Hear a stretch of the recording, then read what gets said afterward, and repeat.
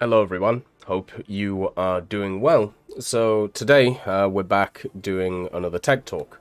This is a weekly thing where basically we take your questions in the comments section of the last week's and then we kind of go through them. Today we're going to go through two separate comment sections because I mentioned it in two separate ones, so if there is any questions in the other one, it's worth doing.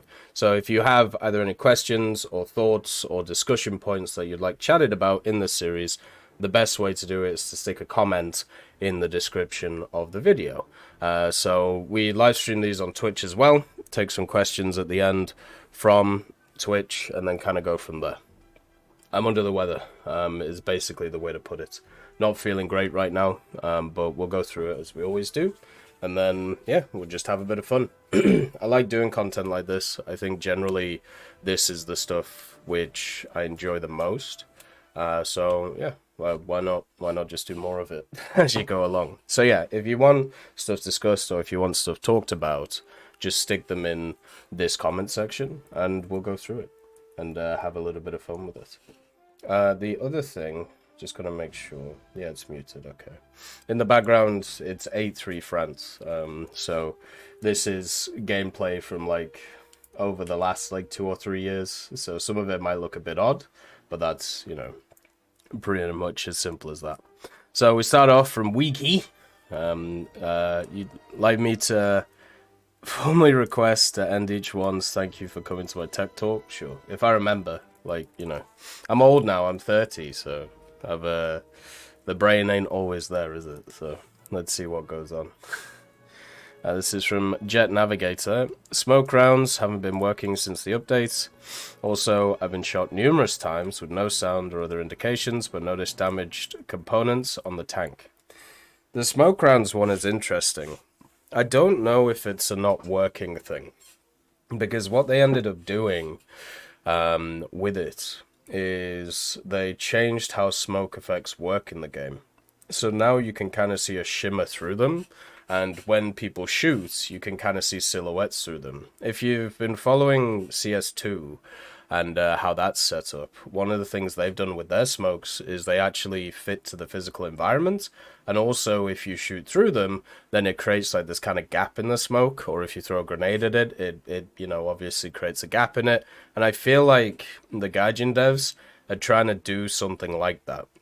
Whether that's positive or not, though, is up for debate, because obviously if you can see shimmers of stuff through smokes, and also if you can see stuff firing through it, then it makes smokes a lot less useful, and since one of the problems with War Thunder is usually once you take damage, you die, especially at the higher echelons, it doesn't feel great. It doesn't feel really nice, and that's a problem.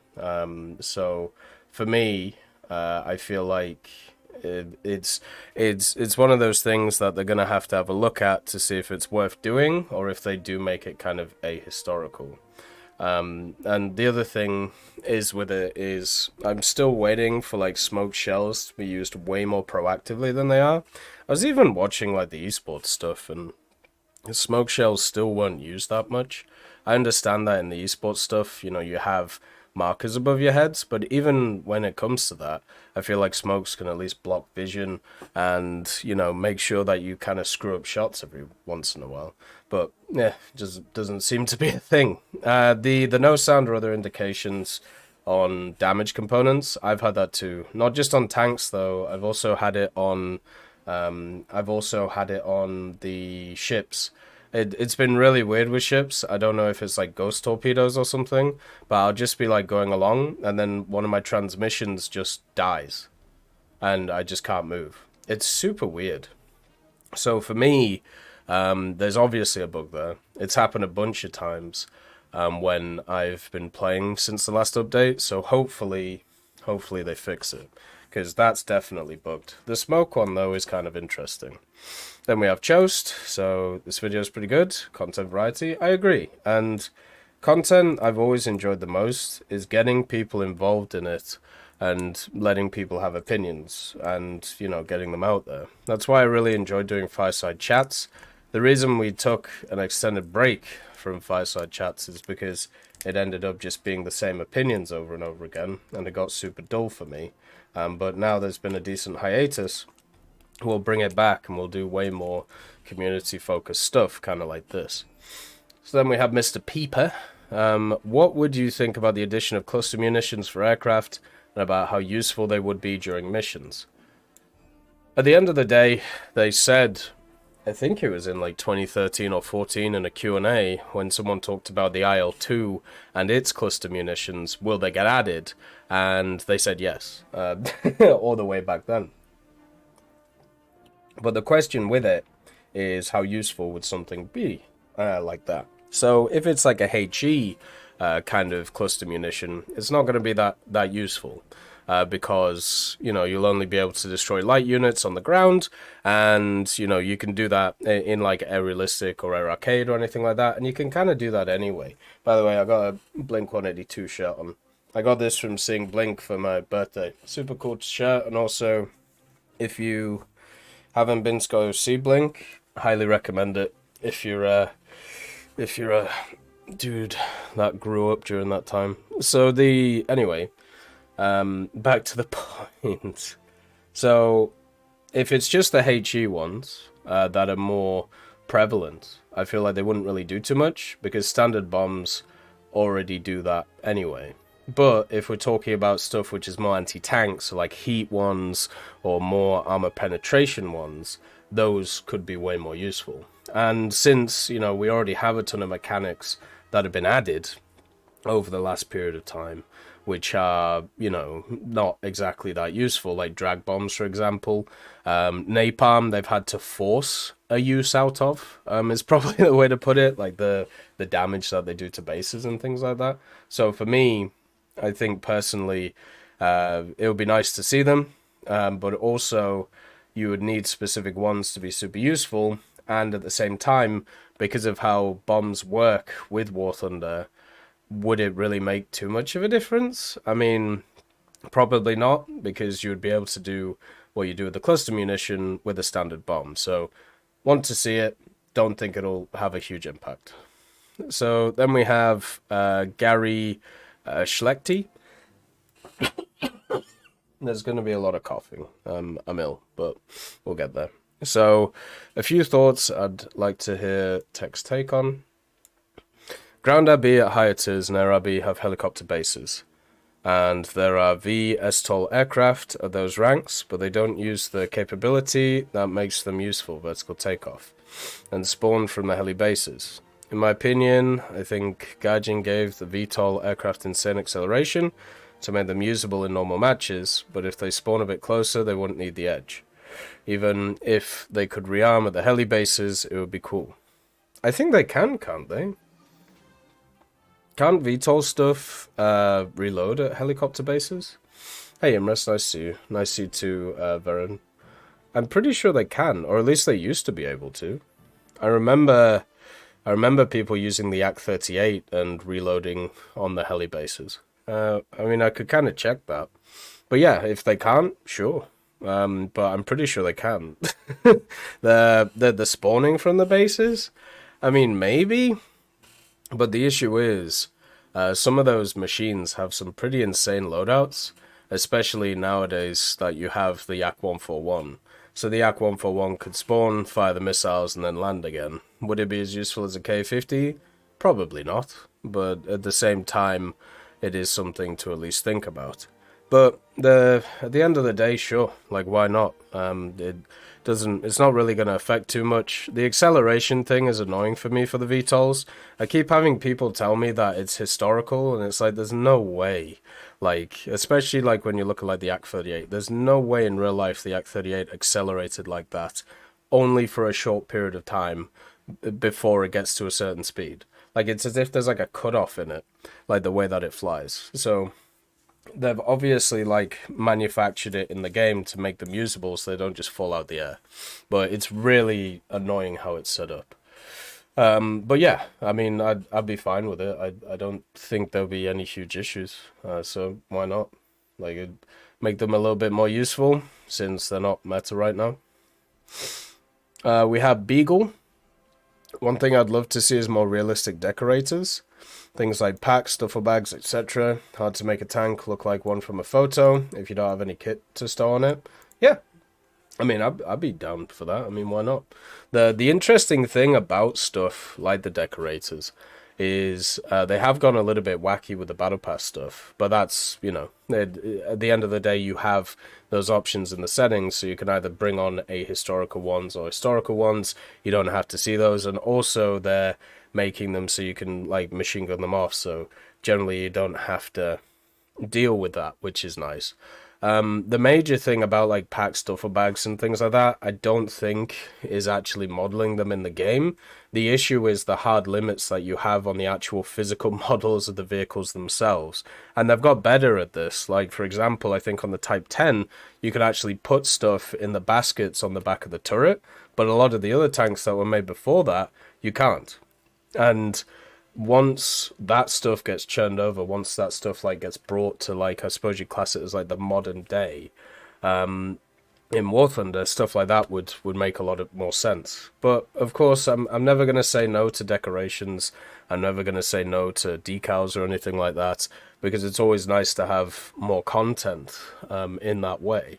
The only issue I have with stuff like that is if you're not able to turn it off. And with all that stuff, you're pretty much able to turn it off, apart from like the basic decorators, and they've already addressed that you're going to be able to physically shoot them off, so at least there's that. But yeah, why not? You know, they could even do like specific vehicle ones, like they did with the Object 321. I'd like events like that again.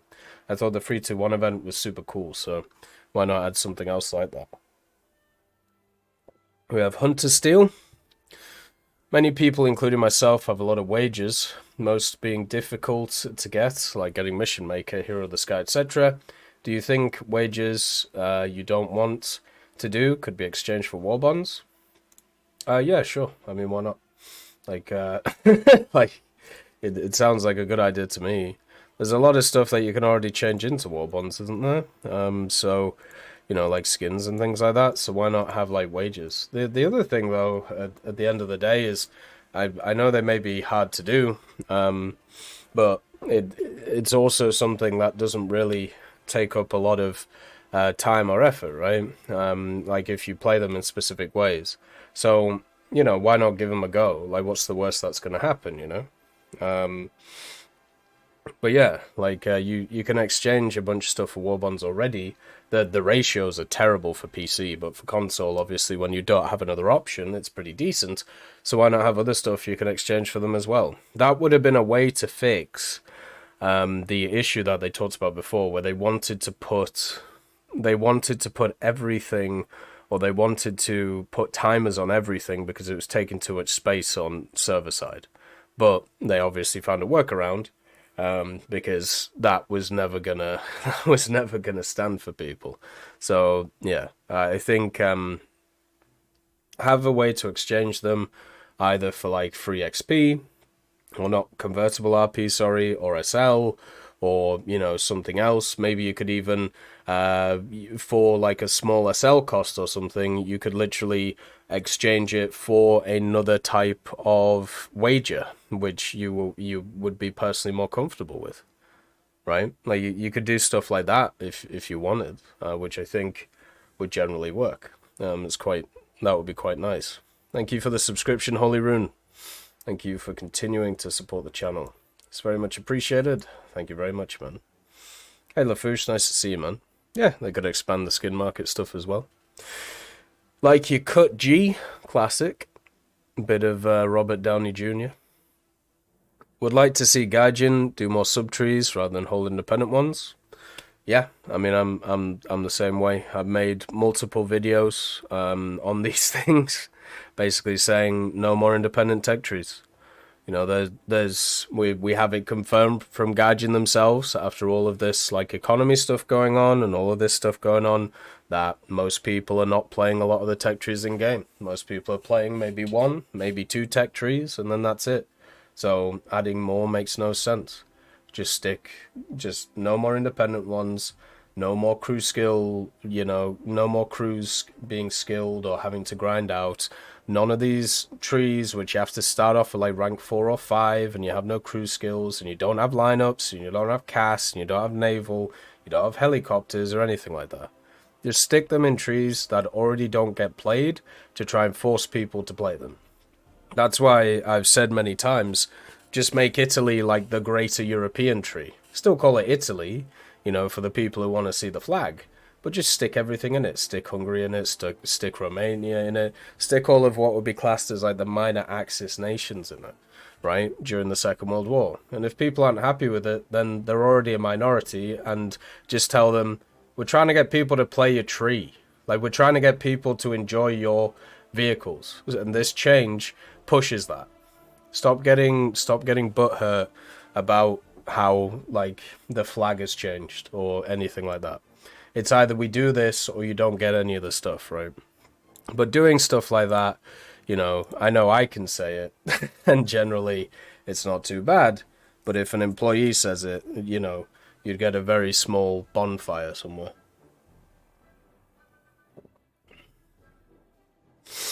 So then we have Deathy.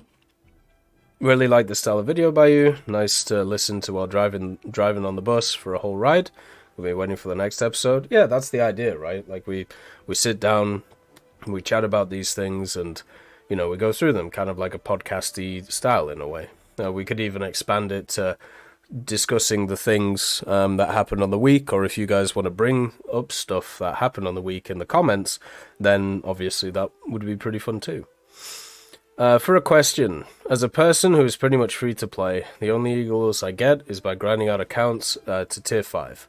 At least I did before they nerfed this mechanic. And I want to explore as many game mechanics and nations. Would it be more viable to approach it by grinding out one tech tree first, let's say to tier 5, and then move to the next, or grind nations tier by tier, get tier 3 Japan, then tier 3 Italy, etc. And move up gradually like that for all the nations simultaneously? Sorry for the loaded message. It's not loaded. It's all good. So the way I see it is, if you want to get access to all of the content in War Thunder, right? Hey, Multigrade, nice to see you. We're doing a tech talk. So if you want access to as much content as possible in War Thunder, the best thing to do is to get every tech tree up to rank 3. The reason for this is because rank 3 is where a lot of things unlock. So you can do both sets of dailies at rank 3. You can also do special tasks at rank 3. You can also, at the same time, grind like the historical decal things that they do every week most now, like the National Day stuff. You can also do all of the events at rank 3. The only thing that you won't be able to do as much of is like the competitive side of things. So if you're interested in like tournaments or squadron battles or whatever, then obviously your mindset changes. But, that's very much a minority of people. And also you're always chasing to get the next thing. So that's never really going to work. But yeah, the best thing is across the board to get every tech tree to rank 3. Even if that just means getting one vehicle into rank 3, because then what you can do is you can focus on dailies, and once you focus on dailies, you realize there are certain vehicles which are good for certain things and you feel good with, and then you'll start researching through the tech trees by, grinding and then spading vehicles, and then you'll just keep going up as you go. And if you focus on everything apart from just the grind of a singular vehicle, if you focus on the dailies, if you focus on the specials, the Page of the History event as well, which is very useful for this too, you will completely forget about the grind, turn off auto repair, and you'll gain a ton of SL and RP without even realizing it. Like, it's one of those things that tons of people have done over the years, and it's made people's experiences so much better compared to other things. So yeah, that's what I always say. No matter if you're free to play, if you're a premium player, whatever it is, like that's the way to go. And then eventually you'll get those tech trees up to rank 5, and then you can just keep going. Like for me, I spade vehicles as I go up to ranks. I made a grinding tips, I think it was, which basically goes through all of this stuff and what I aim for. and it's how I approach the game, and I understand not as many people have as much time as I do when it comes to this stuff, but that just means that you can do what I do, just at a decelerated rate. Jared Haynes, love a good tech talk. Yeah, we'll continue. It's pretty fun. From Just Another Bob, or Bob, Q1. Do you think that Gaijin will invest in adding more different models for strike drones now that they've become rather obsolete after a few patches of being in the game? I think stuff like that, I don't know, since they have already got the core mechanics down for them and the munitions that stuff like that is going to get access to is pretty much like the same as what we already have in game. I think they will have already got stuff like that going on. Now, one thing that's interesting, especially from like a gaming point of view and just a general business point of view, there's a bunch of stuff. Which gets made but never gets released to the public. If you want a really interesting thing, this was like a few years ago, but it came back recently again with CS2 being announced. Go and have a look at Team Fortress 2. So Team Fortress 2, back in the day, and even to this day, it has a ton of stuff in the files of the game which have just never been used. And there are concepts or thoughts which, like, the devs had, they, like, pushed it through to testing, built everything, and they just never got released, because they're like, oh, we didn't think about this, and then, yeah, it just wouldn't work, right? Or they couldn't manufacture it in a way where it would fit in the way that they were thinking of. I'm sure that's the same with Gaijin. Like, there's a ton of stuff. Like, even, like, the big one, that is one of the more obvious ones, is early in the War Thunder's history, there was a bunch of, like, kind of proposed tech trees that were put out for aviation. And some of these tech trees had just insane amounts of just crazy vehicles. Like, you're talking about, like, the ME-262s, HG-1s, 2s, and 3s. You have stuff like, you have stuff that was on those lists which is just insane. I mean, one day we'll probably have a look at them again. But it was a thought or a proposal of what, Gaijin was going to do with War Thunder, and they got a lot of pushback from it because one of the big ones was captured premiums. Captured premiums was huge on the docket. Like, there was a German B-17, there was, I remember an Italian G91, but that was later on in the game's, like, cycle. But there was a ton of different of these, like, captured premiums they wanted to put in, and they just never made it to the game because they realized that people didn't, like, each tech tree needed, like, different variety, and if you made each tech tree the same across the board, then people wouldn't play different tech trees. Now we're at a position where a lot of tech trees across the board play very similarly or don't have a distinct identity, so therefore, you have that problem again, but it's a different one. But you can see why they did that. So they add in these general ideas or thoughts, and then the thoughts change, right? The idea that they were never going to add supersonic jets. They were never gonna add air-to-air missiles, right? Or they were, there was always plans to do, like, this mixed battle stuff, but they only wanted to do coastal stuff, so it would fit with tanks and planes. But then people wanted blue water stuff, so then they decided to add them in. So in game design in general, and pretty much anything, if you've ever been part of, I suppose, what would be classed as not project management, but inventing or imagination of how to put things together in that way, you realize that the core thing that you start with is going to be completely different to the final product. And even if the final product you release, and generally people are, like, up and down on it, and then you realize the testing you did is probably looking at it wrong, then you have to adjust it in the future, and then it might even fundamentally change in a year's time when a bunch of other factors around it completely change as well. So it's such a complicated thing when you just kind of break it down. So I'm pretty sure they'll add more drones into the game. They will play exactly like the other drones. And also at the same time, they'll be ready and raring to go. The question is, will it actually be interesting or will it be worth it? And the answer is no. It will be kind of boring.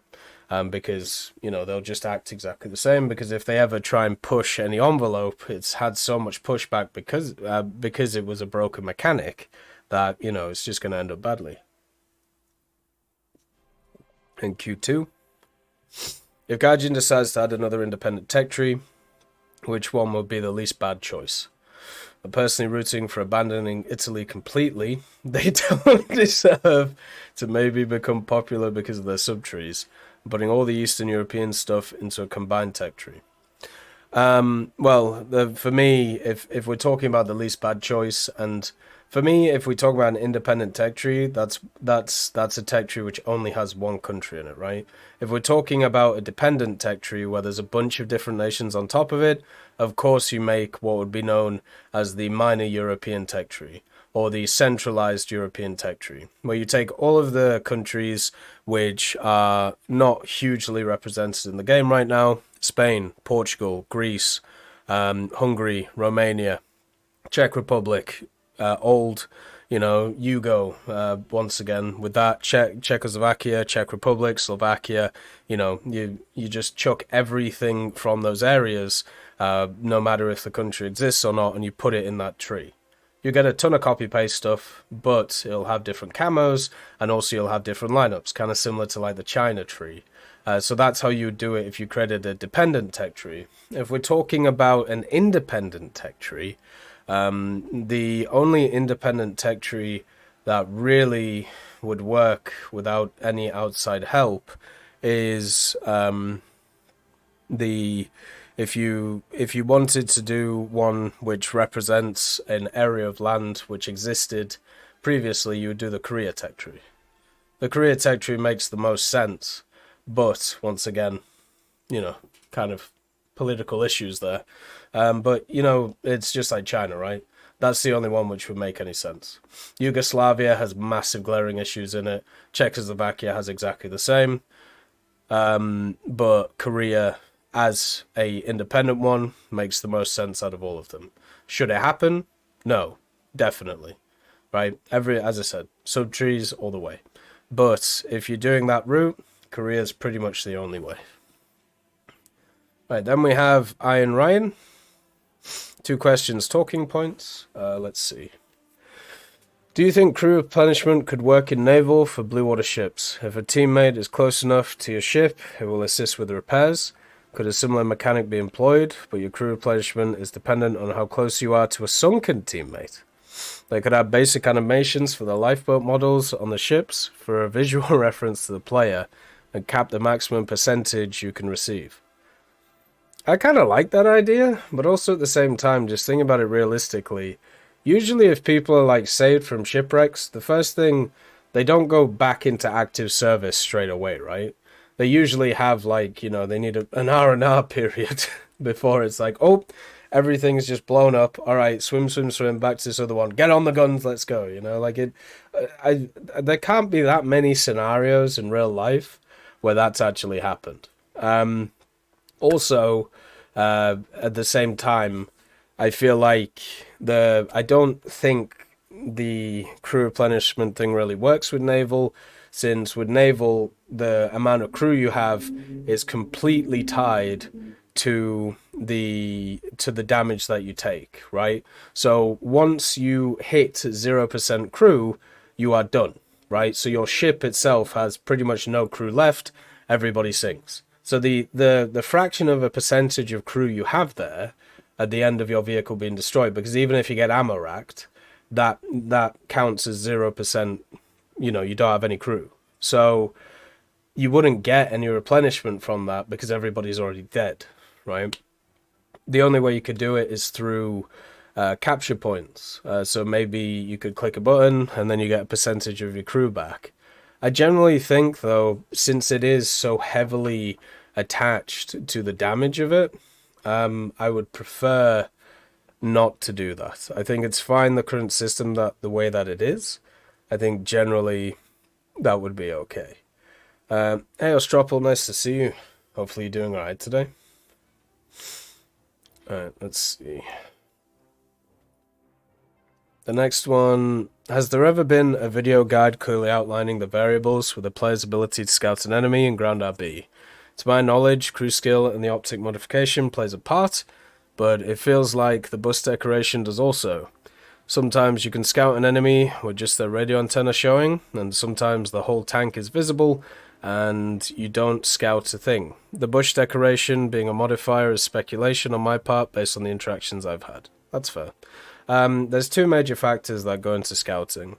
The first one is the crew skills, as you mentioned. If you actually hover over, I might actually be able to do it.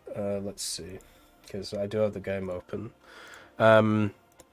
If you actually go to your crew and you go over keen vision, you can see here that you have absolute detection, movement line detection, a line of sight detection, absolute identification, movement line identification, so on and so forth.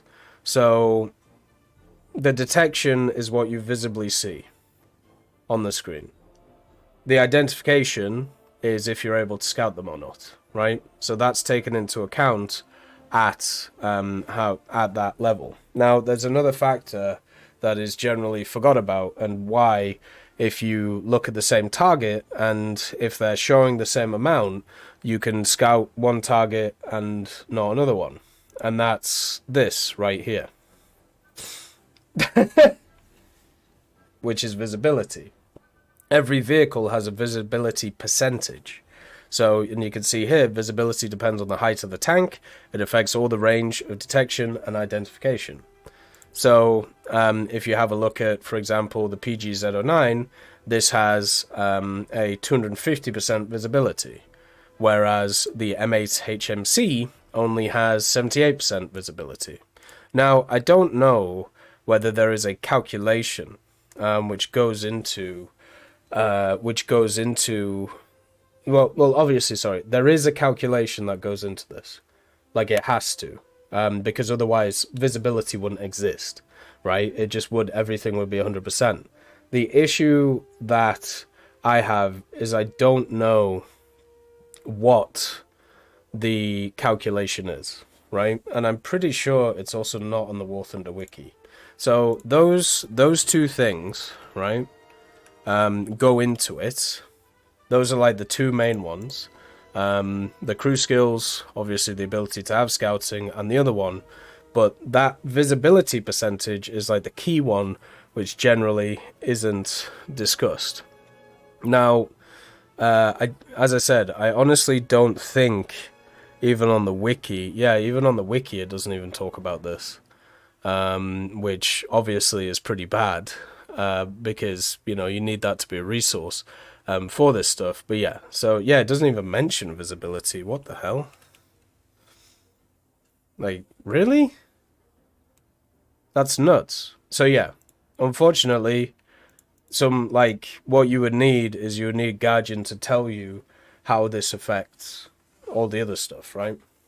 So that's why you can scout the same, or you can scout different vehicles and they're not moving at the same distance in the same setup, but one you'll scout and one you won't, right? So the higher the visibility, the more easier it is to scout the vehicle. Now, the other thing to also take into account, which is something we have to take into account with a lot of stuff in War Thunder, is, of course, desync. So this is something they actually brought up when they were talking about different stuff in like their Q&As, how a lot of the scouting, when you scout a person, which you obviously should be able to scout, sometimes there's desync between the players, so when you actually scout a target, you don't actually scout it because you missed. But on your screen, you hit it, because on the client side, it looks like you hit it, but on the server side, it looks like you didn't. This is the same issue that you have when it comes to like shooting, where you shoot in a certain place, and then it just ricochets somehow off the target, even though it should have gone through, and it's because on the other client side, his vehicle is in a different position to what you see, and then the server, it could also be in a different position there. So, yeah, it's just how the game's coded. It sucks, but at the same time, it also means that it can be beneficial in certain ways, right? So, yeah, that's... I have made guides on scouting in the past. I think there's one in the beginner's guides playlist, but also at the same time, that percentage is what matters, and I don't think there's a calculation out there that takes that into account. Like, I don't know if it's just a straight percentage. So if you have like a detection of 900 and you're trying to detect a vehicle which has a 78% visibility, do you just times 950 by 0.78, right? Or if it's 250, do you times it by 2.5? And that's the distances you can scout them from. Now, for me, that would make sense. But it's not written anywhere. So we would have to actually try and what's the word? We would have to test this. Maybe I'll do that in the future. We have Benjamin Grew, the Q1. What do you think about the idea that the B-52, Tu-95s, and other bombers should be added to the game, but only as bots, but not necessarily as playable vehicles? I feel, well, first of all, if they're gonna go to that amount of effort to make a model for something like that, which is gonna cost thousands and thousands of dollars, into like the tens of thousands, they're not going to just make them only available as AI. Like, that's the thing, right? Like, if you have a look at a lot of the AI content, what's actually updated it over time is them bringing in player vehicles, and those player vehicles being used by players. So the byproduct of that is they now have more realistic, like, naval vehicles and also ground vehicles, so they get plugged into those, which didn't used to be as realistic. So I feel like if they would bring in something like that, then, you know, they would make them playable.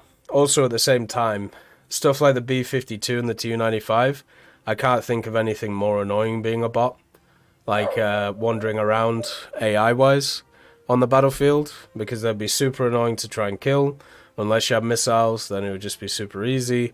And also, at the same time, they'd be crazy high altitude, so yeah, they would just be pick-me targets. And also, as we've seen many times with War Thunder, the AI is not exactly the best, is it? It's a bit all over the place. Q2 is, do you think Gaijin should add more AI stuff, like more ground targets, bombers, and attackers in air battles? Yeah, sure.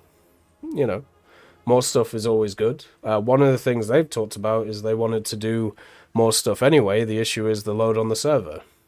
And the more stuff which is on the server, the higher the load, the more chance that people are going to get kicked, especially on lower internet connections and also on lower NPCs. If you've been in like custom battles, which have like a ton of stuff going on, you'll find that people really struggle. Really struggle with it. So, who are on lower NPCs. So you just got to balance that out. So the more performance updates they do to the game, the more stuff they can add in general areas, which is obviously powerful. Oh my god. Okay, we have a paragraph. Several. So this is Last Red Star. This isn't really a question in the usual sense, but I want to know your thoughts on it regardless. Okay, so sorry if this is very long. I've been really thinking about this. Alright, so number one. Things put in the comments section don't have to be questions. They can just be general thoughts. You know, obviously being clear and concise on stuff like that is pretty good, but doesn't have to be fully there. So don't ever apologize for, you know, putting out your ideas. Would Guardian update the game engine to the point where Naval would be more lively? Examples I would give is crew running around on the deck if there's a fire, or repair crews servicing a main battery, or reloading the gun's topside. This would really give real animations to open top tanks too, if the engine allows for that sort of thing. Loaders in tanks will actually have to reload. AA gunners will have to step inside or slide along the vehicle or ship. So I don't think that's a server thing, because there's already a ton of animations that people do. If you have a look at stuff like the Type 93, the guy on the steering wheel is literally like, whoa! And even on like a lot of ships now, you know, the captain is actually moving like the wheel as well as he's going around. So Stuff like that can be done. The issue with animations for loaders is it seems to be very hard to model that animation moving at something that isn't standard. So if you have a gun which is aimed straight, right? Like it's aimed completely straight, it would be very easy to fire the shot, the shell comes out, the loader picks up a shell from the first stage ammo stowage, and then puts it in the thing, right? If everything was straight. Now, once you screw with the elevation of that gun, once you screw with the horizontal of that gun, and also, on top of this, if you decide the ammo is not in the first stage, then the animation that they do makes no sense. Because he's picking up invisible ammo, putting it in a breech, which is skew whiff, so it actually looks like it's, off, and then it's all screwed. So basically on every vehicle you would have to map the loader in every situation, being able to put in the round at every single angle that is available. Now that's a lot of work, Like you can see how much they've screwed with gun alignments on like turrets, on turrets on different vehicles in air.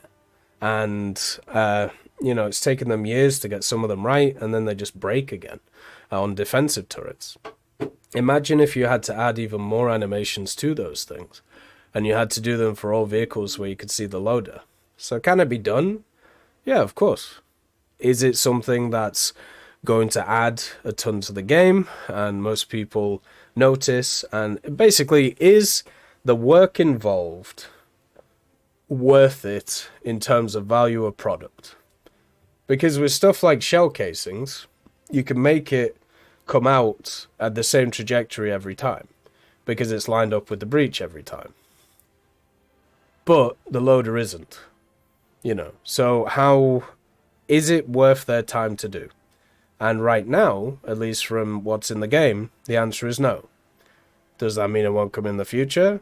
There's always a chance. It would make sense. There is a few guys who do work on these little things, and it's always nice to see them. I would personally really like to see them, but it's a ton of work when you think about it, at the end of the day. But of course, they'll keep adding more and more animations to different things to make them look nicer, because, well, they always do at the same time. And yeah, crew skills influencing reload speed. So one dude's like, and then you upgrade the reload, and it's...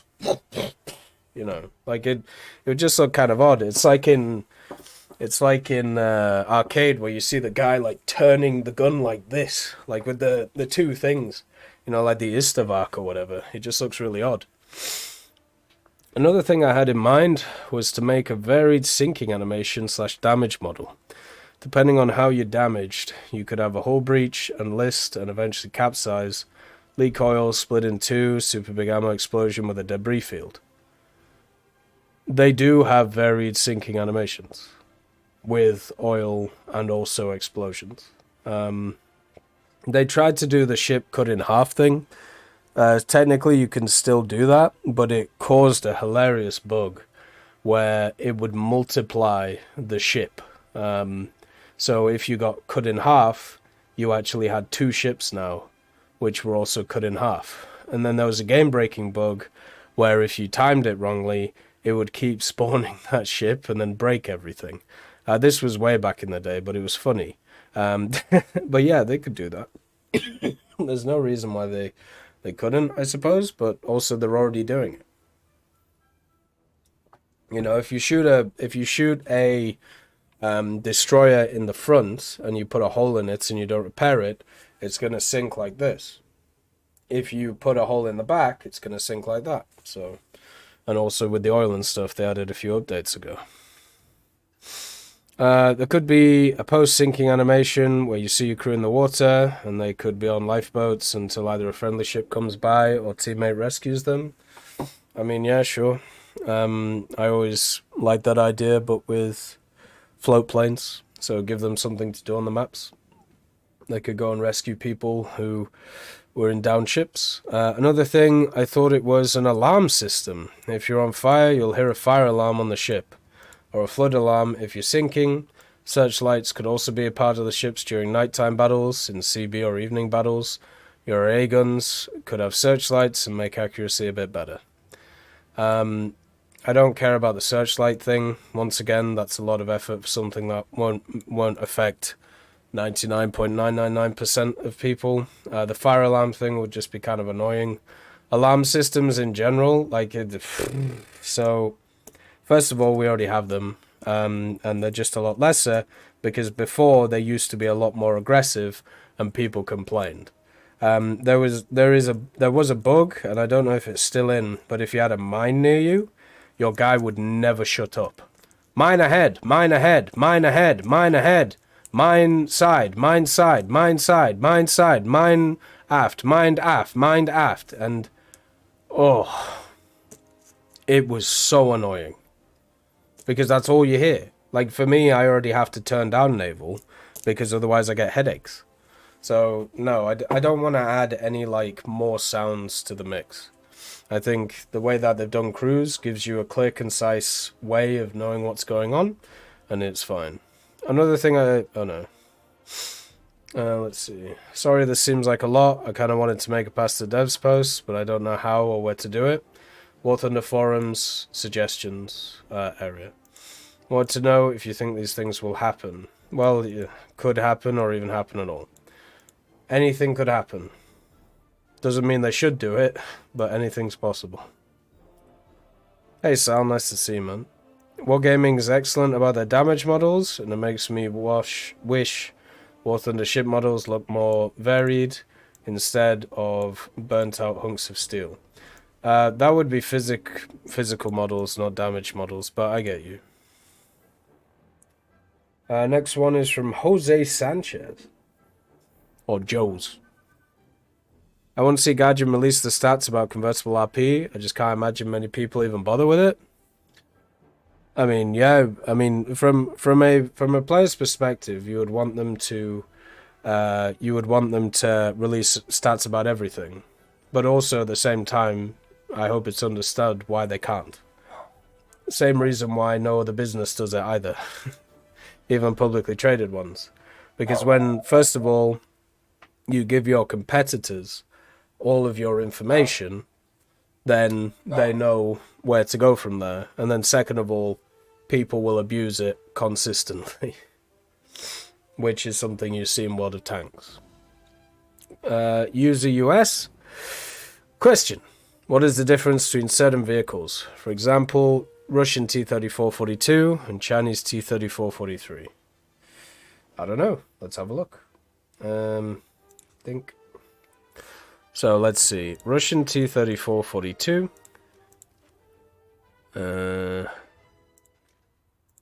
Okay, so it's the 42 turret, basically.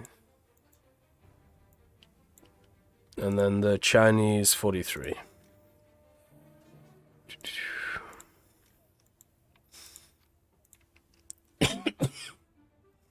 I think this one gets added armor, doesn't it? So the major differences between these vehicles is always going to be oh no, I guess the same armor. Even though you have the same vehicle, right, technically in the game. So for example, if you want a better one, so you have like the Magax, right? So this is just an M48, right?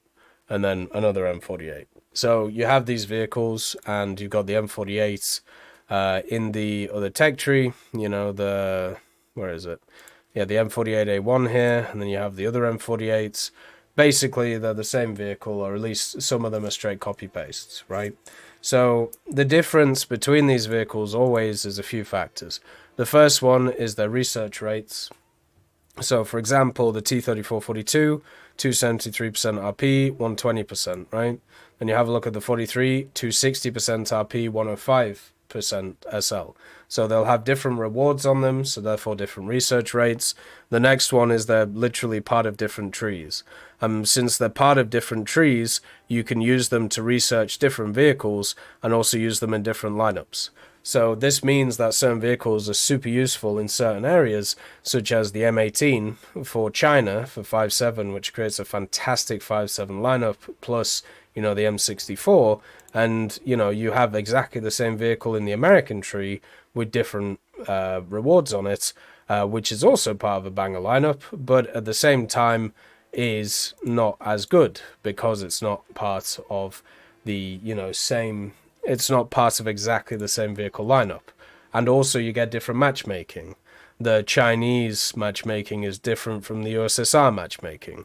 So you can have exactly the same vehicle, even if it had exactly the same research efficiencies, is exactly the same rank, which is also something that doesn't happen. Like you have the Chinese Chaffee at rank 2, and then for Japan it's at rank 3, for example. But you can have all of these things, and let's say they're all the same, you still have different matchmaking, because it's based on, you know, the way that people are playing. So those are like the major things, you know, different lineups, different rewards, sometimes different ranks, and then also different matchmaking. So those are factors that never actually get brought up whenever vehicles are discussed. It's annoyed me for years, and it's why stuff like, you know, the German M48 back in the day went down in BR, because it had different matchmaking to the American M48, because it was mainly, they even talked about it like a week after I talked about it and basically got a lot of shit for it, for saying, you know, you can take the same vehicle, but it will face different opponents and have different allies. And that back in the day got me a lot of hate, to be honest, but it's how the game works. Like I don't know, it sometimes I get very frustrated with explaining specific things and people just getting annoyed, and then like the next few days it literally just gets confirmed how it works, and it's exactly the same as what I said, but now everybody's okay with it because, you know, it comes from the other thing. So yeah, that those are the differences. So we have Winter's Harmony. One thing I'm wondering about is Japan top tier AA. They have the lowest top tier AA at 9.0. I don't like playing top tier, but it's something I'm curious about. They have options. You know, there's a few more Jeeps with random missiles on it, but they do actually have a system that they can throw in, which would just be a standard missile one. Also, they could just do what, you know, other nations have done with Japan. You think about the F-16, right? They never used it. They were never going to use it, but it's now a top tier. It's a top tier vehicle for Japan because there's literally nothing else you'd be able to put in there. So, what you would do from that point of view is you could just throw in another nation's one which a Japanese dude looked at one time, right? Or, you know, there was a consideration that they were throwing in. The last few years, with a lot of the additions, whether it be stuff like the Kronstadt, the F-16AJ, the new German destroyers, the premium one and the standard one, which weren't actually fully built, they're setting the platform, and have been for years, for people to be okay with fake stuff, right? And this has been slowly moving around, and, you know, there's going to be a point, and it's already happened, like it happened last year, where most people are just going to be like, it doesn't matter, you know? I just want something for my tech tree. So, yeah, we're already at that stage, so stuff like that gets fixed super quick, if that mindset prevails, which, you know, it kind of has. Then we have Ghost. Let's see what Ghost says. My biggest issue is how certain BRs do not exist, like 83087 and 9077, even 73 up-tiered, blah blah blah blah blah blah blah. Yep, okay, annoyance, different capabilities. I want to see advanced aircraft, and they can only be used in Sim, and Sim could be the permanent testing ground for all new shit. No. Sorry. Simulator is one of the most broken systems in War Thunder, so this part's a no. The rest of it, I get why people are annoyed about meta BRs. I'm sure Guardian are annoyed about it too. I'm sure pretty much every company and player from whatever, you know, from whatever's around will be annoyed at these things. because it means that you make a ton of content, and if it's not in the places where people generally play and doesn't influence it enough, it's never used. But at the same time, you can't get rid of it, because I have videos going back 8 years now which talk about the human element of matchmaking and why it is one of those things which is hard to go through, because once you shift BRs, you also just shift black holes where BRs are. And you've got to be super careful when you shift BRs, because if you end up in one of those black holes, it's super tough to play. If you want one of these right now, there's a bunch in aviation. Like across the board, 5.7, even stuff like 4.0, 11.3, they're just these horrific areas where you always get certain matchmaking because everything is pulled into one place. And yeah, it sucks, but there's also not a cure for it. The cure that people think exists, which is, get rid of +1 -1, make it 0.0, make it 0.7. Like, once again, we've talked about many times and even confirmed by Gaijin, it doesn't fix the issue, and also has the ability to kill the game. Because you will create even bigger black holes, which is very icky, no good. So that's not good. So this is from David Garcia. I've been playing for 3 years and I've only ever paid for a single pack on 50% discounts, because I also got a 90% discount on any GE vehicle back when that happened. This is primarily because I have a console account and will need to restore my console to be able to buy again. What do you think, Gaijin? Why do you think Gaijin hasn't allowed for console accounts to buy from PC, despite knowing how much money it could make them? Do you believe this could be added soon, or is there some deep-rooted problem with the concept preventing its implementation? So whenever I think about these topics, right? So whenever I think about these topics, sorry, that's just AJ. Whenever I think about these topics, the first place where I sit at is, okay, so why has this not happened? If it is so beneficial to Gaijin to do this, why hasn't it happened? Now, the first answer could be, it's not that beneficial. Like from an individual point of view, people may think it's beneficial because it would affect them in a very positive way. But then you have to scale up the thing and you have to think about, well, how many people are in that position, right? But since I don't think this would take a lot of money to do and it would just be a quick switch, it's probably not that, right? Because the amount of resources that you would have to put in to actually make this thing happen is not very high. So that's not the issue, right? The second factor, which is the one which always comes up when we talk about these things, is the third-party stuff. Now, this is really important. When you make PC games, sometimes you have to deal with Valve if you want your games on Steam. Now, Valve is an incredibly open company. They allow you to pretty much do what you want. They just take a percentage of what you do. They removed the greenlight system ages ago and basically just went, you know what, free marketplace, let's go bozo, let's go crazy. And, it seemed to work for them pretty well.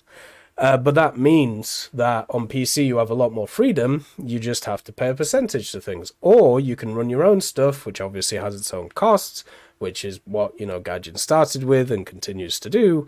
But at the same time, it's you get to fully control your own product, which is super important when, you're making stuff. On consoles, that's not the case. On consoles, you now have to deal with a third party.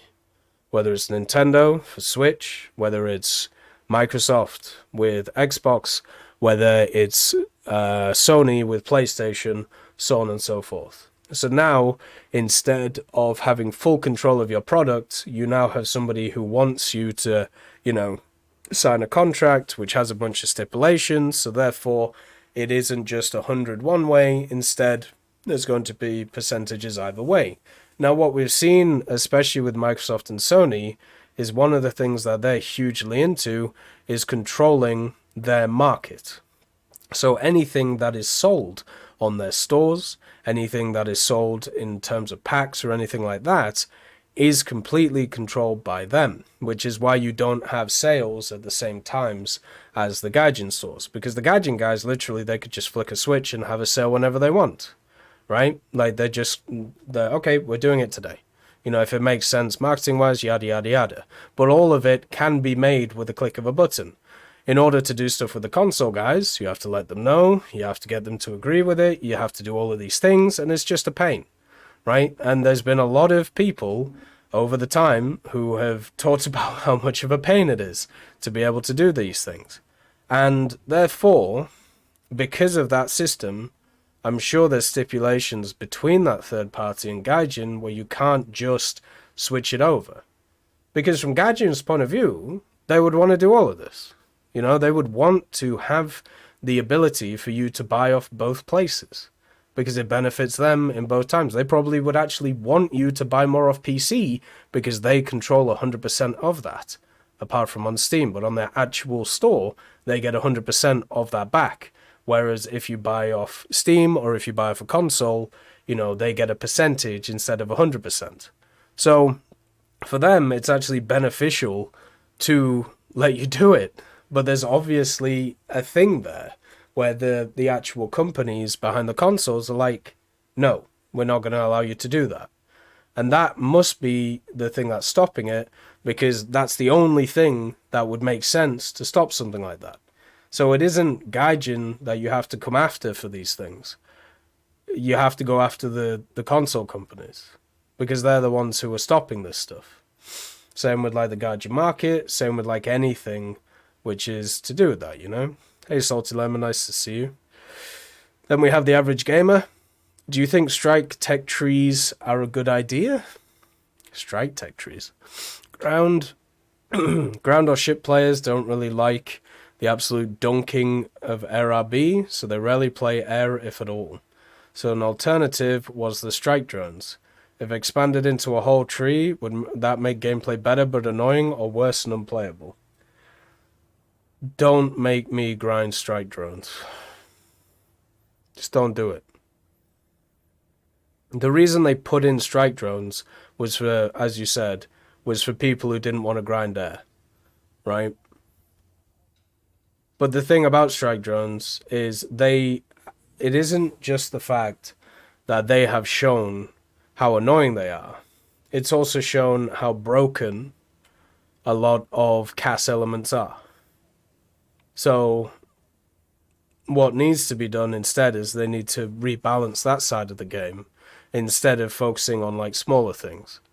If they want to put in drones and, you know, not give them modifications, but you have to like research them through the heli tree, or maybe, you know, they can add it in when with ground you can research helicopters. I mean, sure, but at the same time, that's not the point of the mechanic. The point of mechanic is to give people a taste of what it's like, and then once you get the taste, then you kind of go from there. I'll be back in just 2 seconds, okay? I'm just need to piss.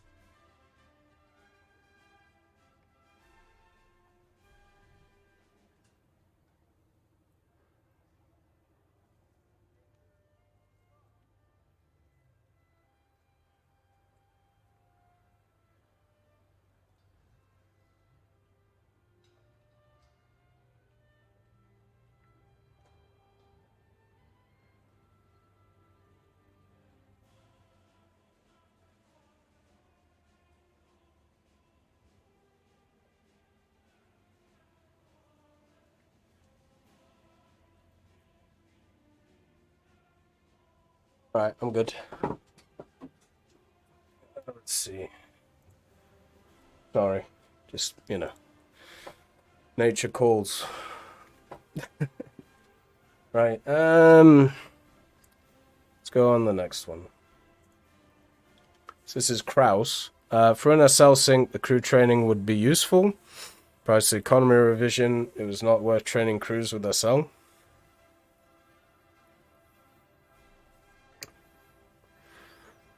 Wait, what do you mean? Do you mean like expert crews? I think expert crews is worth it. I mean, I do. The only reason I don't expert a lot of vehicles is because I don't play them long enough to justify it. Like if I spade a vehicle, right? There are a lot of vehicles that I do expert though, and they're actually naval vehicles, because naval vehicles have so much dispersion on their guns, and also survivability is completely tied to it. So yeah, it's definitely, I definitely think it's worth experting stuff, but I mean, I suppose crew syncs could be training crews, but at the same time, they're just going to bring in a bunch of loot boxes. So, I mean, it's just how it goes. Hey, Pompous, nice to see you. So we have the C-76 Caravan. No, subtrees should be ditched. Instead, add them as normal trees, but make vehicles have alliance markers that can be combined with vehicles from other nations that have the same alliance tag. That way we can skip the constant struggle of which nation should get what vehicle. What?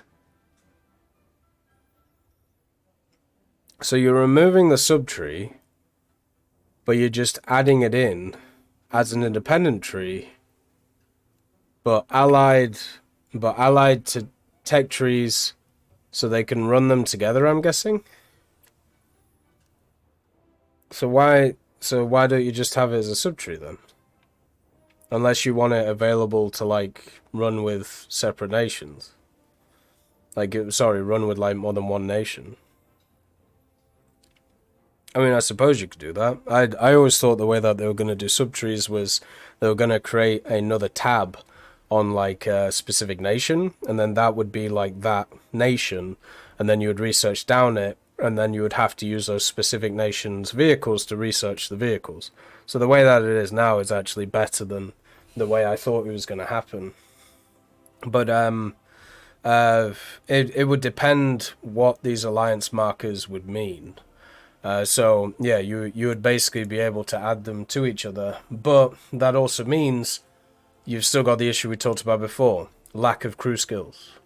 Lack of crew skills, and also at the same time, the fact that you can't use the vehicles from the standard tech tree to research these ones. So you'd have to use those specific vehicles in that independent tree to research that tech tree.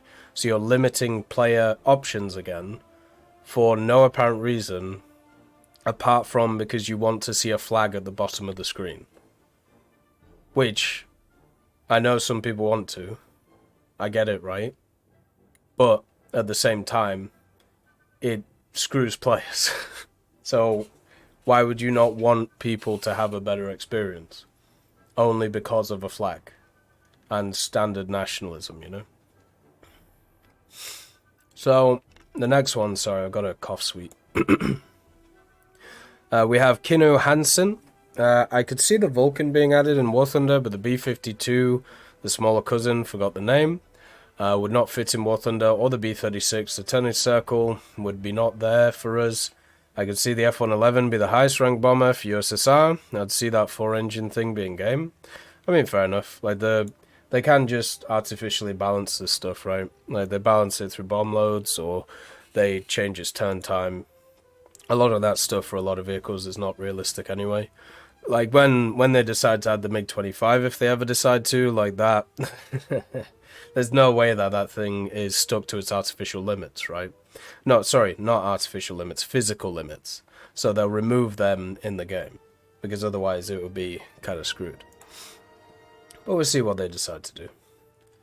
The main thing for me when I see that stuff is balance, cost of creation, usefulness, right? Like I don't mind about like those other factors because we've just seen them too many times manipulated with too many vehicles. This is from Hellowington. I kind of like that name. What would probably be pretty cool, but generally not that fitting for War Thunder, as it is right now, would be a multi-crew game mode. Maybe as a mission, similar to how Simulator is implemented, where you can enter a game in squads of 2 and cooperate to control a tank or something.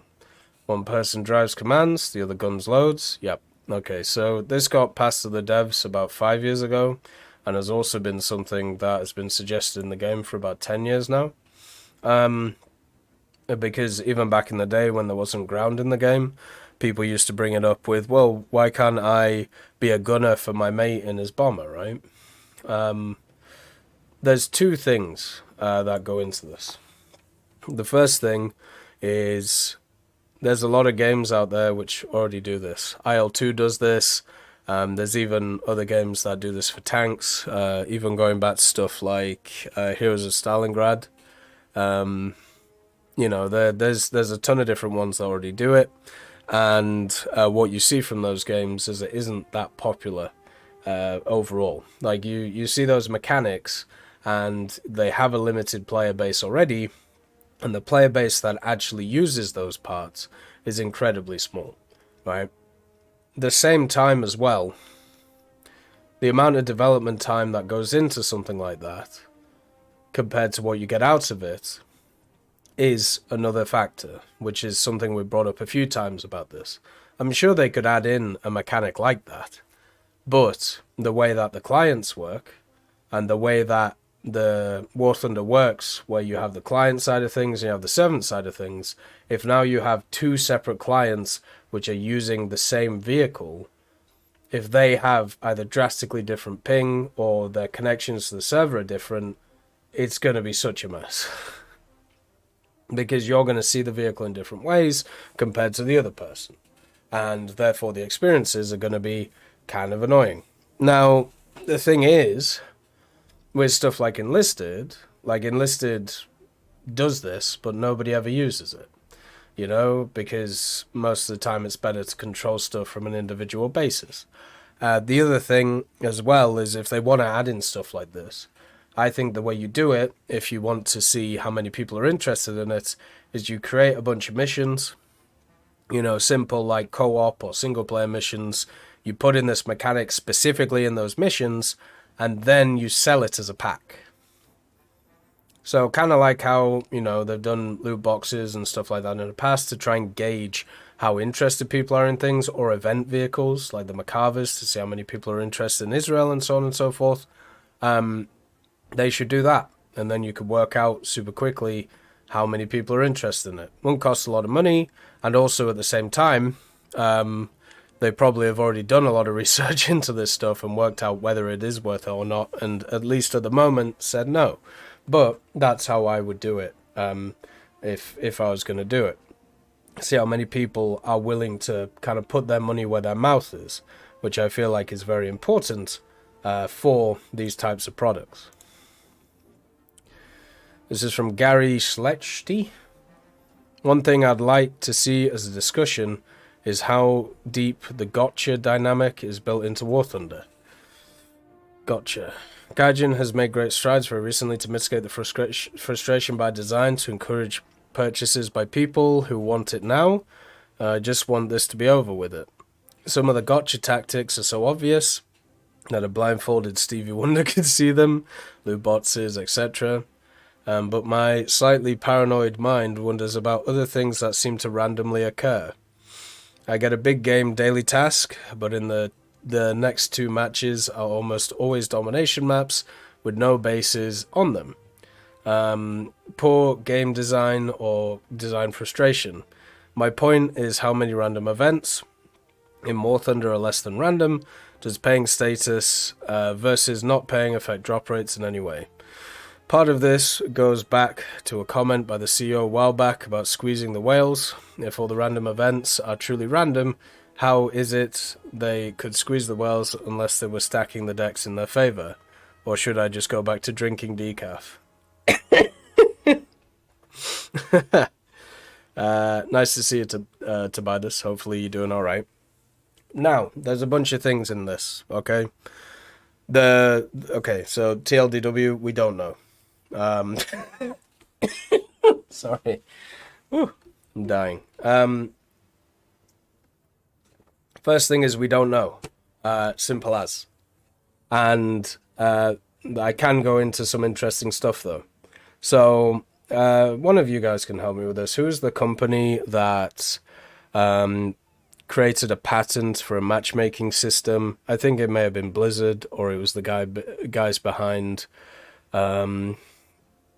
Destiny, where they created a matchmaking system where it would take players who hadn't spent money or hadn't bought certain things, put them into matches where people had bought things, and pretty much like get dunked on by them, in the idea that you would frustrate the player enough to be able to buy those things, so therefore they could do good with them, right? That was something that was patented by a games company in the US. I can't remember who it was, but yeah, it was a big story 5 to 10 years ago in one of the big PvP games, because the idea is you are setting up people to fail in order to feed people who would pay for the game, and also try and force people to go, okay, if you want to do well, you have to buy stuff, right?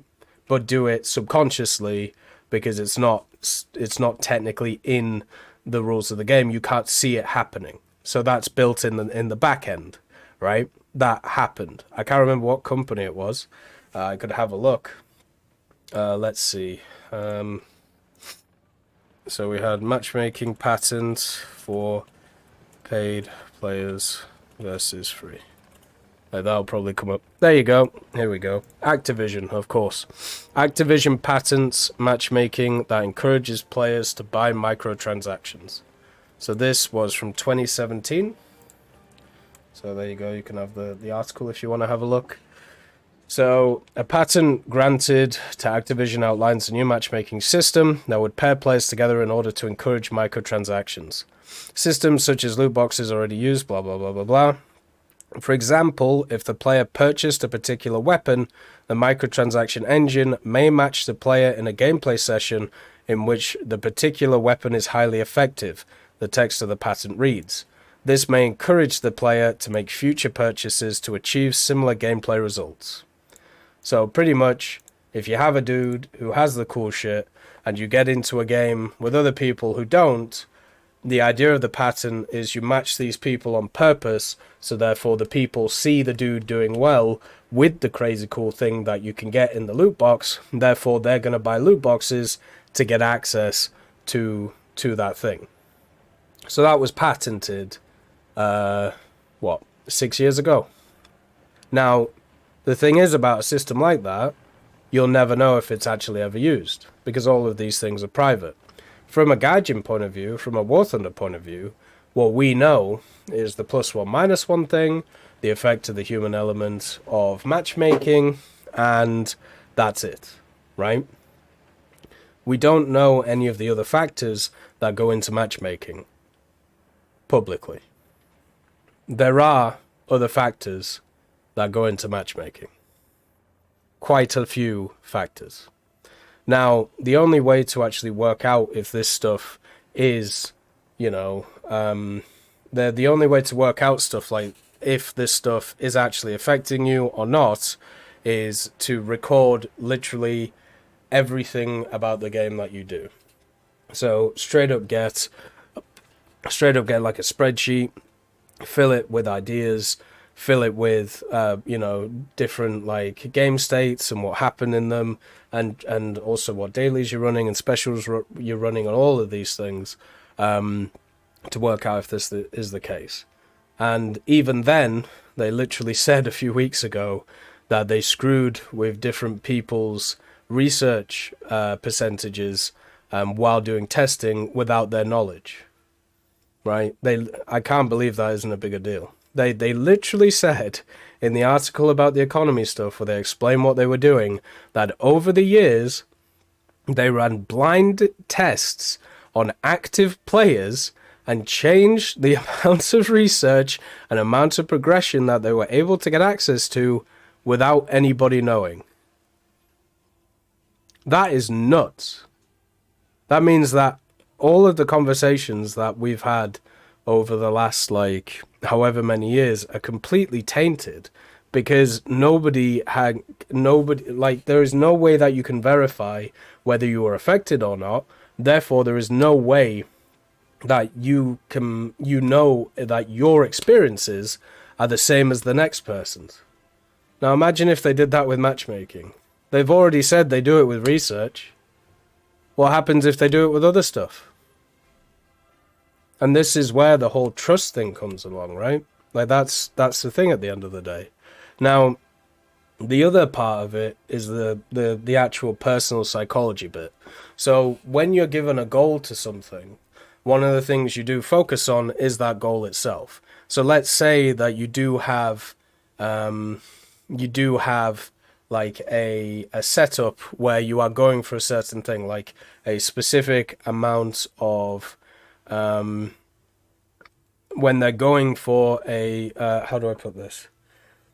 When you're focused on going towards a goal and only one individual goal and that's it, you will focus on the minute details to get towards that goal, which is why certain things can feel to one person either a lot longer or shorter depending on what they're focusing on, right?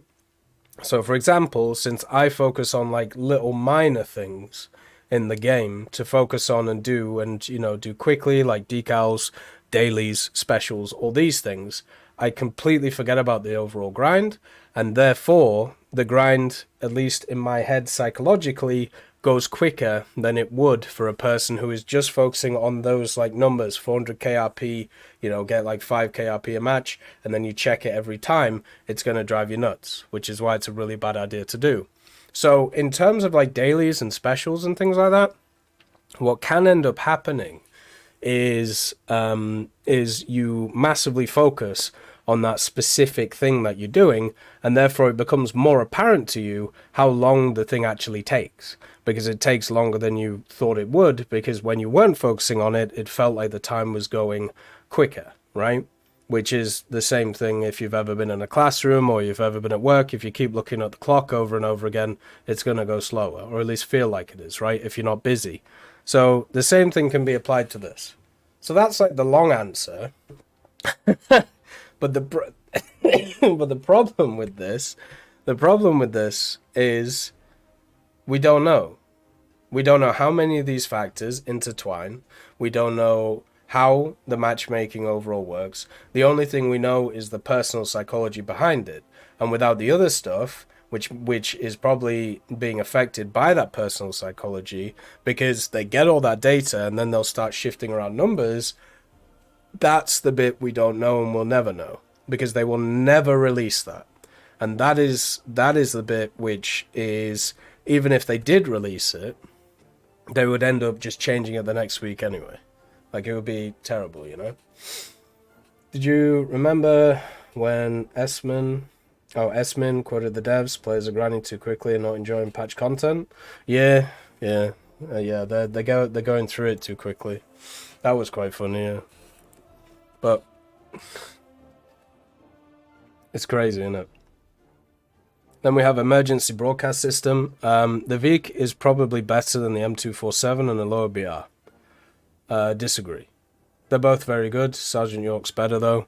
The Sergeant York can kill tanks way easier for some reason than the VEEC, and also it has much more survivability and a much better radar. So the vehicles are very good at their roles, but the Sergeant York is just better.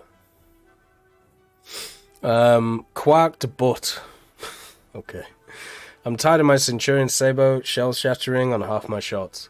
I was actually talking to somebody about this earlier. I was talking to Rocker about it, because he was using the Centurion for the battle pass and getting annoyed, and I agree with him. It's shell shattering is very annoying, especially Once again, with the whole server client thing. So there have been many times where I've shot leopards in the upper glacis, in the breach, wherever, and the shell, I've literally had a shell shatter on the upper glacis of a leopard 1.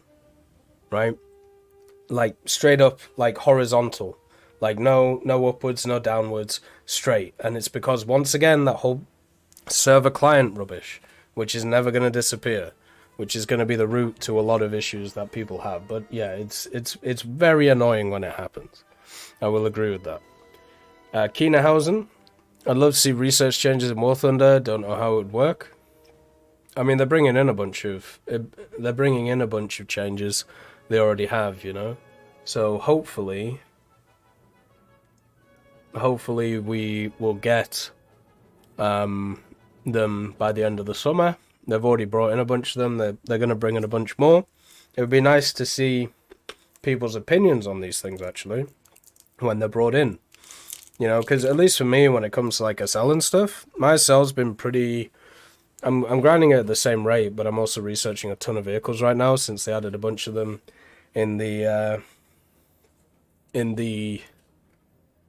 a bunch of them, you know, from the new update. So my SL's still going up at about the same rate, but I'm also researching pretty heavily right now. Hey Warfield, nice to see you. They changed how a lot of missiles work in the game, which nerfed a lot of them.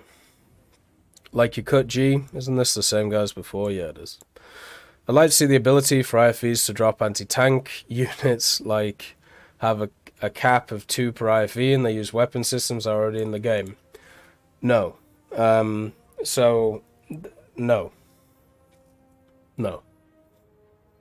I don't like the idea that, first of all, you're taking some of the vehicles that are already the strongest in the game and giving them access to a mechanic which makes them even better.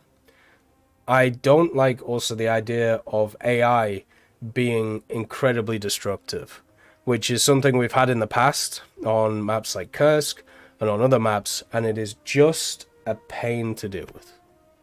It's a complete pain to deal with, because you'll just be wandering around and then you'll just get bonked. If you don't believe this is happening, go play Naval right now on the new Naval map, where you have just like naval bases, and if you're in a coastal machine or if you spawn near them, you just randomly die. It's not very fun, and you can't even target them. So yeah, if we're gonna add a system like this in, I do not want them to be destructive. I want it to be passive. So what that would mean is you drop like a recon sniper squad, for example, and popping like one of those down would mean that you could basically have like a radar area where if somebody goes into it, you know, it flashes, right? Now, for me, I wouldn't give this to all IFVs. I'd actually give this mechanic to stuff like tank destroyers, which aren't doing as well. Stuff like the Sturm S, for example, the M113 TOW, stuff that aren't very good, but if you don't want to give them scouting, give them something like this. So instead of like a permanent like scouting mechanic, they just drop a squad to kind of help them in the area. But once again, passive instead of destructive. I don't like the idea of AI just blowing people out of everything. Just like how in air for like the last few updates, the AI stuff like the Gepards and things like that have been super aggressive, and they've just nerfed them into the ground because so many people got annoyed with them. So yeah, it's much better having passive stuff than active stuff. This is from JRS Viking. Even with some of the recent changes, I'm not happy with how Gaijin is doing stuff. In particular, as someone who enjoys the Swedish tech tree, I find the issue of historical accuracy very misleading, as some of the top tier vehicles completely lack tracers and lead indicator. They used to have tracers, like every other jet, but then Gaijin removed them for historical accuracy, but failed to implement the reason the Swedish jets didn't need tracers: the radar lead indicator, ballistic computer. Ever since this happened, it seems like Gaijin are doing whatever they can to censor people who speak up about it, as forum posts are being taken down and bug reports are labelled not a bug and closed. Now with the changes to the forums, I'm guessing the issues of reporting similar bugs will not get harder, as the social credit system will only make things worse. Well, you don't bug report stuff through the forums anymore. You do it through the independent website. So the new forum stuff doesn't really affect that. Doesn't matter. Doesn't really matter. The other thing is the reason why stuff like things get taken down and or labeled not a bug is because they've already been reported before, and therefore there's no point in seeing 20 or 40 of the same posts over and over again when they know that people find it as an issue. The other thing that actually happened a lot in the past and continues to happen is what I would call it is wrong way round syndrome or something like that. So sometimes, or a lot of the time, what Gaijin do is they add in a mechanic which needs like another side of it, but they don't add in that side for like another year. And this has happened so many times. So they completely break something and then they add in something which completely counters it, but only like a year later. So there might be a mechanic that they're working on for these Swedish jets, if it is historical, that they do get this lead indicator, that they're trying to implement or trying to create in a certain way, and therefore they've got rid of the stealth or got rid of the tracers because they are bringing this mechanic in, which is going to fix the issue that people have, right? So that happens a lot when it comes to War Thunder, which is why you have like this update, this thing's powerful. This update, this thing's powerful. This update, this thing's powerful. And, you get stuff that counteracts each other over and over and over again. So they might be doing something like that, or they might just implement things differently and pick and choose what historical stuff they want to do, which is more likely because that's what they do with everybody else. This isn't just a Swedish issue. This is an everyone issue. And as we've just seen with the ATGM changes, historical ain't always the best, is it? Especially when you don't bring it in with a set of reactive BR changes when you know so many vehicles are going to struggle with this change. The next one is from Airsoft Faction. Real Shatter is a trash mechanic based on RNG when there is a plethora of data on HE-based cannons, i.e. 37mm should not do damage on critical locations when hit. 2. Desync, because Gaijin has a poor server refresh rate for shells many characters. It's a live service type game, update spring issues. So all of the issues that people have with Real Shatter existed before Real Shatter existed. Okay. Go ask people who were around in 2015 and 16 how Hispanos were. Go ask people, 2018 about Defas. Go ask people from 2013 about MG151s. The issues that Real Shatter bring along are the same issues we've always had. It doesn't actually fundamentally change how damage works or hit detection works. It's just about spread of damage, which has been an issue in the game since day one because of the server stuff and the desync between where things are and where things aren't. So the way to fix it is make it a LAN game or increase the amount of servers in different locations and force certain areas to only play on certain servers, which is fine until you don't have enough of a player base to cover that. Also, the whole data thing, we went through this with ground vehicles when they added in the Landsautomat formulae and also the Des Moines. Sorry, I don't know why I got Des Moines in my head. The demand, does anybody remember demand formula, something like that? It's the one that they use for ground guns. Demar formula. So the issue with all of this stuff is every nation does not have the same testing on every gun.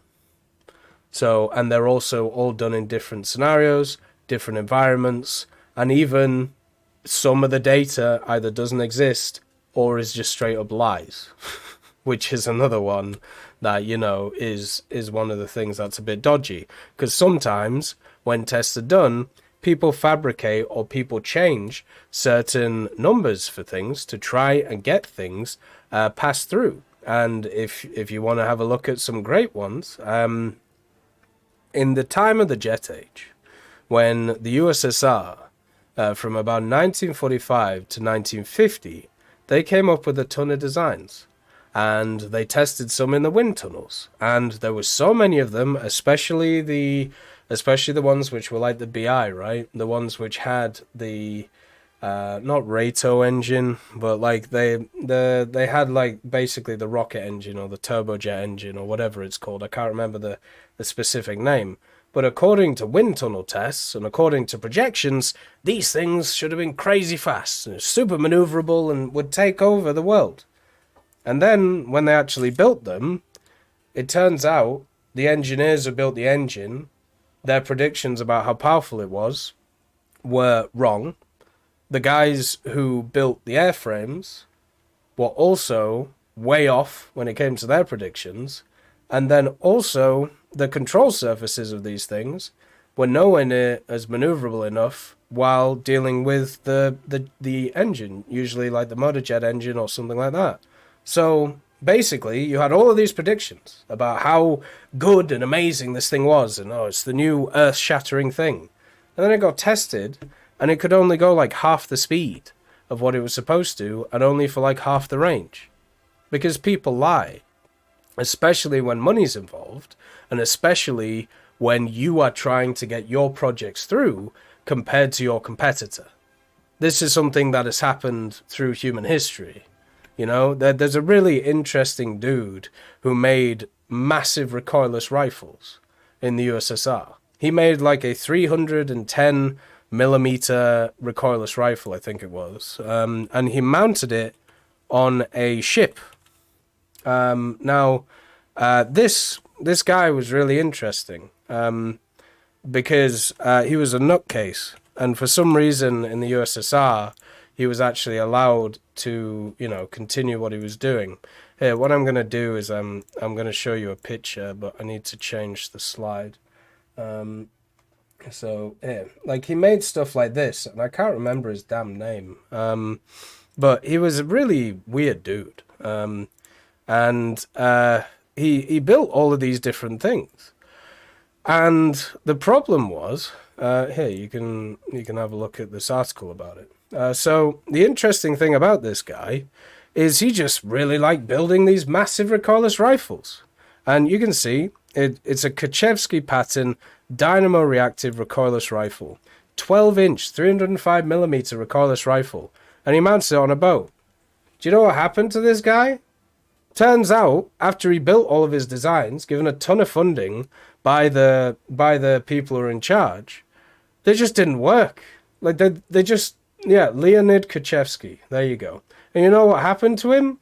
He got gulagged. He literally got sentenced to death because he wasted so many resources and made so many people believe that these things would work. And he was just wrong. And this happened pre-World War II. Now imagine if you have like new technologies. Imagine if you have like a ton of these things going on, and then you have like this whole setup, and then you're wrong. But of course people want to push forward the ideas that these things would have worked and all this stuff. So yeah, it's once again, it's misdirection of the actual issues at the end of the day. So yeah, fun times. Iron Blood Enjoyer. At 612, can someone tell me from what game does the HMS Queen Elizabeth on the FV4005 come from? I like Warship. I feel like it's Warship Girls, but don't quote me on that. Degeneracy detected. Remove. I think it's from the boob game, from China. I can't remember what it is, but yeah, it was one of those that somebody picked me to use. But yeah, I think it's you know which one it is, guys. I know one of you does. I know one of you is a bit of a degen. There's always one. Then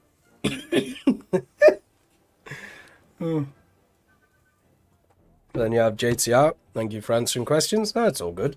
It's pretty fun. Azul Lane. There you go. Boom boom. There's always one.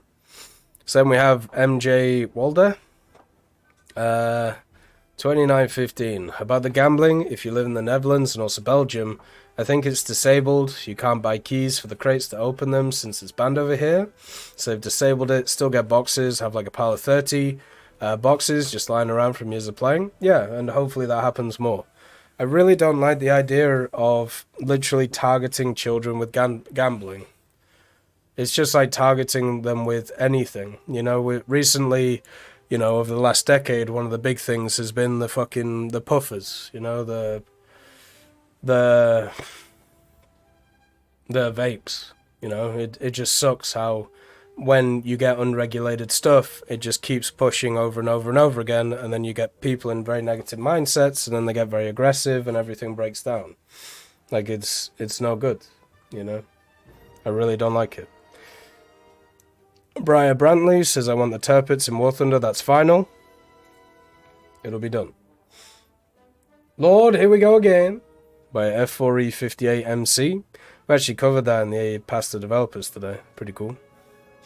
And J Stars, other people learn from doing. I think most people learn from doing, if I'm honest with you, because hardly anybody reads anymore.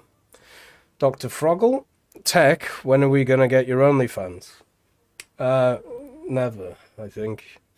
I'm quite happy with my bits and pieces and my tackle. I've never had any complaints. You know, I think my rhythms in general are pretty good, but also I believe stuff like that is very much designed for the private sector and not the public. Then we have Freeman. Why Lord of the Rings is dead or being corrupted from mainstream media. Whenever something gets really big, what ends up happening is averages will, or there'll always be a lot of products from it which are not very good. This happens with any fantasy thing, and it's more down to who controls the IP of it and who they give it to. The thing about it, this happens with like Harry Potter, Lord of the Rings, Warhammer, all of the big sci-fi stuff, or just general fantasy stuff. And the thing to take from it is, even though you get a lot of dross, and even though you get a lot of unfortunate things, you also get some gems. And the thing that I always tell myself is it's fine to have all of this dross. You can just miss those, and then you can focus on the nice things. And that's what's happening with Lord of the Rings, you know? I really enjoy the books, the movies have been alright, there's some games which are really good. I'm just waiting for the Dawnless Days mod to be finished for Attila. That's the big one for me. I might actually just stop playing War Thunder just to play that, because that one's super fun, but yeah. Karam Chan, is Israel a real thing? Yeah, of course it is. You know, it's a place, it's got a history, it's got a culture, everything like that. And then, of course, the last one from the Lejo, finally first. Well done. So yeah, that's all the Q&A stuff. A lot of good questions, a lot of good discussions. If any of you guys in the chat have anything that you want to go through, like some quick fire stuff that we can do right now, go ahead. Otherwise, I think this is the second episode of Tech Talks done, basically. What's this, Bruce? Onlytanks.com? Goddamn. That would be weird. Just like weird angles of like tanks or whatever. That'd be kind of odd. But yeah, so purge of the disloyal CC one. It'll never happen. It would cause too much of an uproar. Who's the master of the Freemans?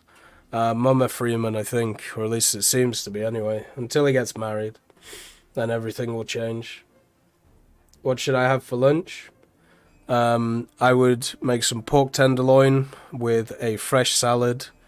So lettuce, romaine lettuce, chopped cherry tomatoes, a little bit of olive oil and salt and pepper. Pan-fried sliced pork tenderloin. Why is the K50 10.7 and the K52 11.7 pretty sus? It is pretty sus. It should be higher. Any thought about what you can use all your RP points for? I have like 85 million. You mean like the convertible stuff? Oh, that's the wrong thing. There we go. So I have, on time of recording, 186 million convertible RP points. So I talked about this in a previous video. I would make it so you can use this for hidden vehicles or old event vehicles or, you know, vehicles like that.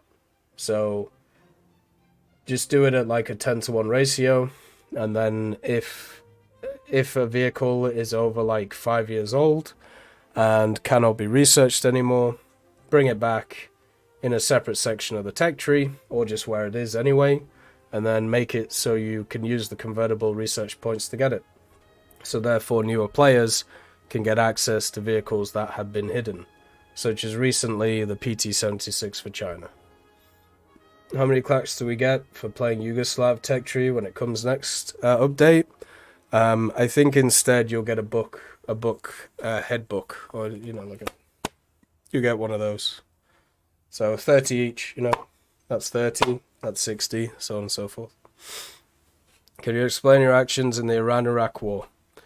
Unfortunately not. It's classified. Do you think they should do sales on convertible RP like it's super cheap for a few days a year? Yeah, I don't see why not. You know? I don't see why not. I'd also, if they wanted to bring back like old vehicles as well, the one thing I would do is I'd actually stick them as blueprints in the Warbond shop. So you could purchase the blueprint. It gives you a set of challenges to complete. If you complete a challenge, it gives you a component of the vehicle. Once you complete all the components, you then put the vehicle together. Bada bing, bada boom, you get the vehicle. That's another system, you know, I've brought up before, and hopefully we'll do anyway. But we're done for this episode of Tech Talks. As I said, if you have any things that you want to stick in, make sure to put them in the comments section of the video so we can go through them next time. Peace be with you. Thank you for coming to my Tech Talk. Bye-bye.